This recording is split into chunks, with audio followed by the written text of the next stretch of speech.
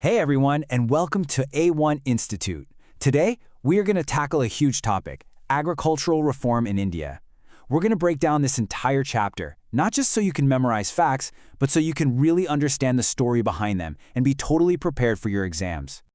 All right, let's jump right in. Here's our roadmap. First, we'll talk about some super important crops that aren't for eating. Then, we'll dig into the massive challenges that meant India had to change its ways. We'll look at the government's plans, explore an amazing people's movement, and then wrap it all up with a killer summary to get you set for your test. Okay, first up, let's think beyond food crops. Some of India's most vital crops are the ones that actually fuel our industries. They're the literal threads that hold our economy together. Yep, we're talking about fiber crops. I mean, just think about it for a second. The clothes you're wearing right now, the bag you might take to school, ropes, carpets, all of that stuff started out as a plant growing in a field. Now this slide, this is pure gold for your exams.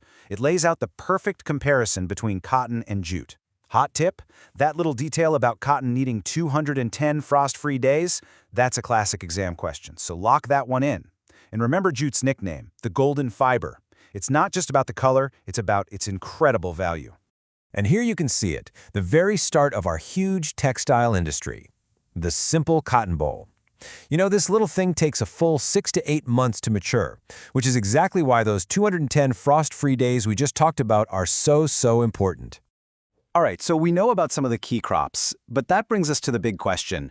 Why did India's entire agricultural system need a massive overhaul in the first place? What was the problem? Well, it all starts with this number, 60%. Just let that sink in. Agriculture provides a living for over half of India's entire population. So you can see when a sector that supports that many people is in trouble, it's not just a problem, it's a full-blown national crisis. This was the exact question that India's leaders were grappling with right after independence. Yeah, the country was feeding itself, but just barely.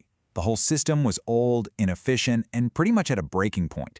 So what was really holding it back?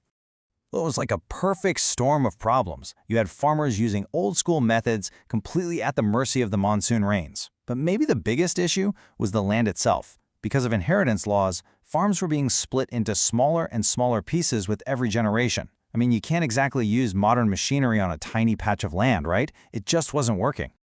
So, faced with this mountain of challenges, the government of India kicked off a huge, decades-long mission to completely reshape agriculture, using both new policies and new technology.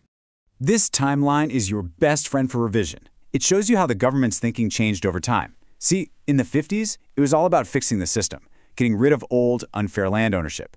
Then, in the 60s and 70s, came the big tech push, the Green Revolution. And finally, in the 80s and 90s, they tried to bring both of those ideas together. Now, the package technology from the Green Revolution, that was a total game changer.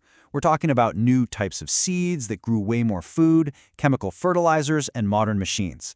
It massively increased food production, but it's also important to remember that at first, the benefits were mostly seen in a few states like Punjab and Haryana.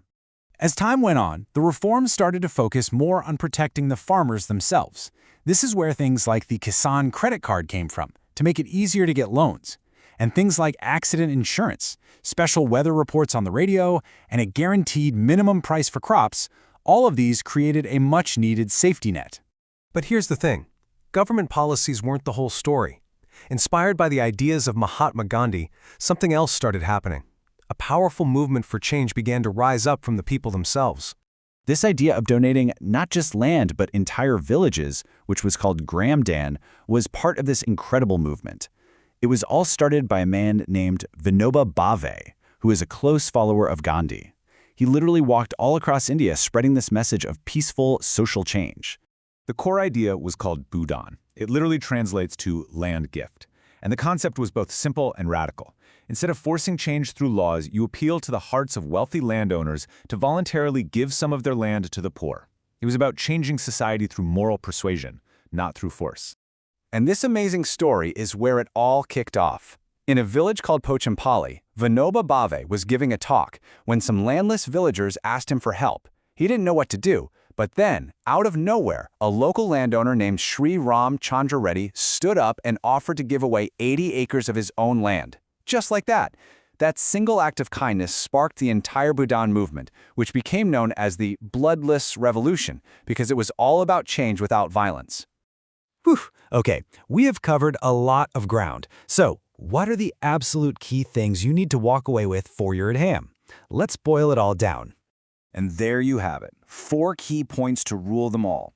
For crops, know the conditions, especially that 210 days for cotton. For the challenge, remember, it was old methods holding back a sector that supported a massive population. For reforms, know those 3 stages, institutional, then technological, then a mix of both. And finally, Bhutan Grandon, the people's bloodless revolution. If you know these 4 things, you are in fantastic shape. So, to wrap up, here's something to think about that goes beyond the textbook. The challenges today are different, right? We've got climate change, water shortages, global competition. So what do you think the next great agricultural revolution in India is going to look like?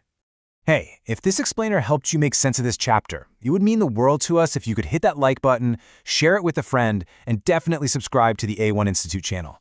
Your support really helps us make more of these guides to help you smash your exams. And of course, if you're looking for full courses, super detailed notes, or one-on-one help from experts, just get in touch with us here at A1 Institute. All the details are in the description below. Thanks so much for watching, and we'll see you in the next one.